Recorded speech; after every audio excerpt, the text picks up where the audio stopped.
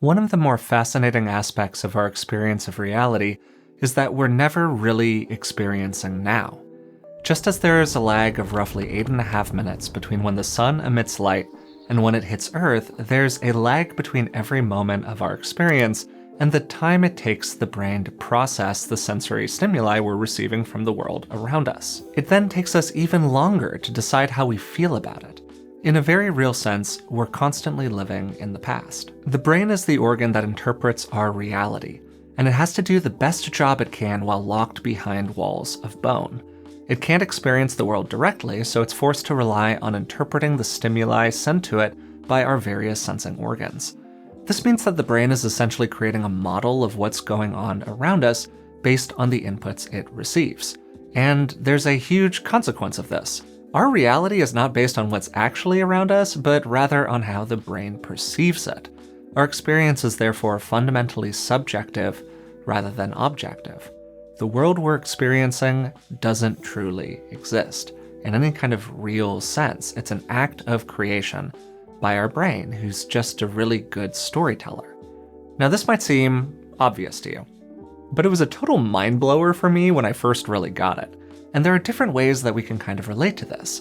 We can think about it in this sort of abstract way, or we can use it to really change how we think about and interact with the world around us. So let's break this down a little bit. Whenever we have an experience, we bump into a person as we go around a corner, we eat a really tasty piece of food, or we get complimented by a friend, our awareness and understanding of it tends to go through these 4 steps. First, most of our experiences begin with some kind of sensory input, which includes the basic sense that something has happened to us. Second, we have an immediate experience of the experience. Was it good, bad, scary, safe, painful, or pleasurable? Third, and this often happens just kind of alongside the second step, the brain goes through a process of labeling and categorizing exactly what happened.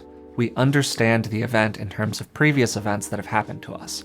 And then finally, there's the emergence of all of our associated thoughts about the experience, including some interpretation of what it means and how it fits into our current sense of self. That 4th step is where we go from having an experience to interpreting it.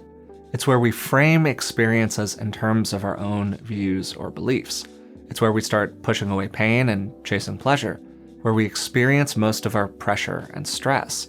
And it's where we ruminate and get caught up in preoccupation. It's where all the me, myself, and I happens. In Buddhist philosophy, all of the thoughts we're having about the experience we had and all of those associated mental structures that I named are referred to as the formations. And one of the key lessons from Buddhism is that the formations are where most of our suffering happens.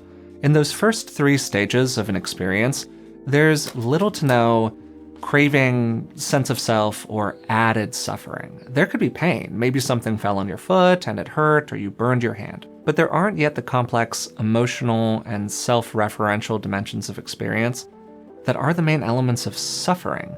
Your hand hurts, but you haven't yet spent a bunch of time thinking about what an idiot you were for burning it. That's all in the 4th step.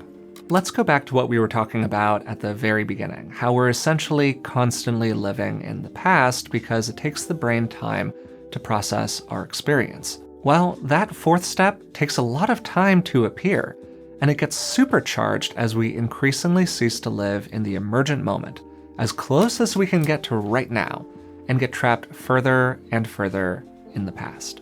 So for me, there are 2 big takeaways from this. First, most of our pain takes place when we're preoccupied with the past or concerned about the future. When we leave this moment, where most of the time we're actually doing pretty okay. This means that the closer that we get to living in now, the less pain we'll experience. And to get a bit poetic maybe, we can choose to kind of live in the moments that are being born in front of us rather than the ones that have already died. This might also have the benefit of helping us experience reality a bit more accurately, maybe not objectively, but something a little closer to the truth as we get closer and closer to the direct experience of our senses, and we get less caught up in the brain's inherently limited interpretations of those senses, all of the associated ideas about what is happening as opposed to just what happened. Second, we can get less attached to our views about the world, and we can lighten up about our thoughts. We can even relax a bit around the nature of our experiences altogether. The brain's doing the best it can, but there is a huge body of research that shows that it is at best a pretty unreliable narrator. It's heavily biased towards negativity, it's tribal, it's fearful, and it's just kind of generally freaking out a lot of the time as it's trapped in its bone prison, trying to interpret this weird external world. The brain's the best tool that we've got. It's really the only tool for the job, but it's far from a perfect one. And for me, I've been doing a lot of reflecting recently on the ways in which I can get kind of caught up in aspects of an experience that often really have very little to do with me.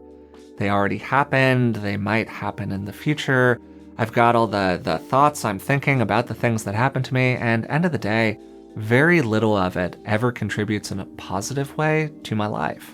And one of the best tools that I have for getting less attached to all of those complex thoughts is just moving into the actual truth of my moment-to-moment experience. If you liked this video, I'd appreciate it if you'd hit the like button and subscribe. It really does help me out. So, until next time, thanks for watching.